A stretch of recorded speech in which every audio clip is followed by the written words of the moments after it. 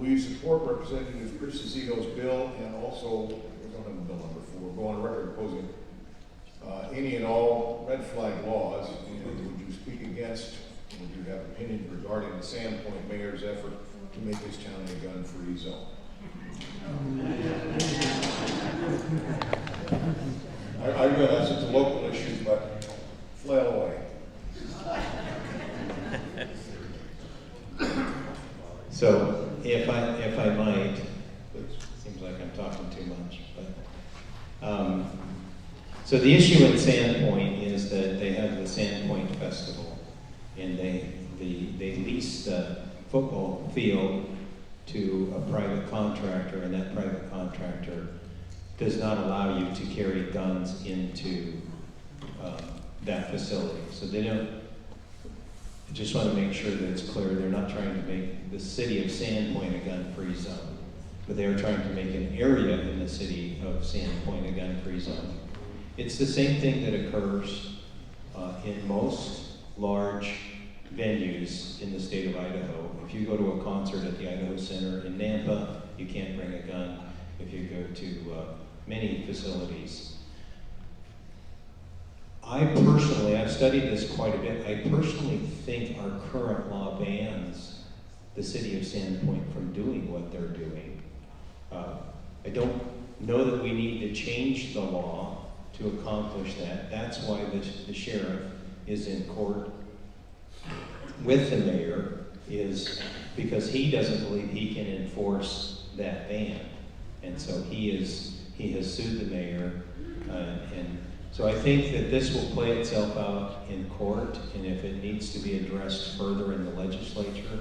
But I think our current law, as I read it, and as I've had a couple of the attorneys in the Senate read it, I believe it does not allow the city of Sandpoint to do what they're doing currently. Can I just remind everyone that Idaho is the second most gun-friendly state in the nation. We got to bump those numbers up. Number 1.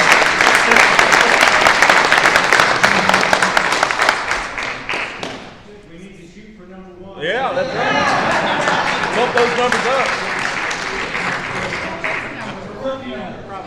Arizona, I believe. So last year was Arizona. my first year in the legislature, and there was a lot of gun issues there too, and I made that statement then, I'll make it now. I'm not in favor of any red flag law that would take a person's gun without due process. Due process is But could I please just ask, sometimes we get these emails by the hundreds that say red flag law, red flag law, red flag law, and they're not red flag laws. So if you're going to ask us to not vote for a law because you think it's a red flag law, please tell us what about the law makes you think that it is a red flag law. Because the interpretations are really quite different when you actually read the bill. And I really want to know. There's no way I want any kind of red flag law.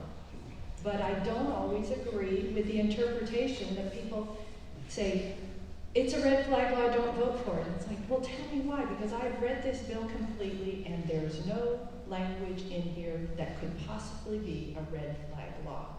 Because red flag laws mean that you are taking away a person's right to due process. And none of us up here would agree with that. So please ask the questions and read the bill first and ask the questions and then tell us why you think this is a red flag law. And I want to address the issue of being number 2. Yeah.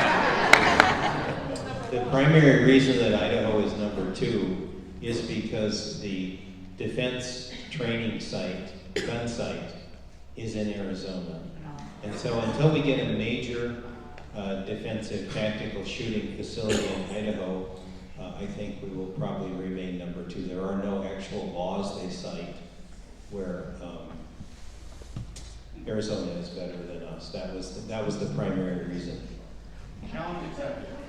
Christy We don't Zito's bill. want to be the apex requirement on our show. That's for you to see.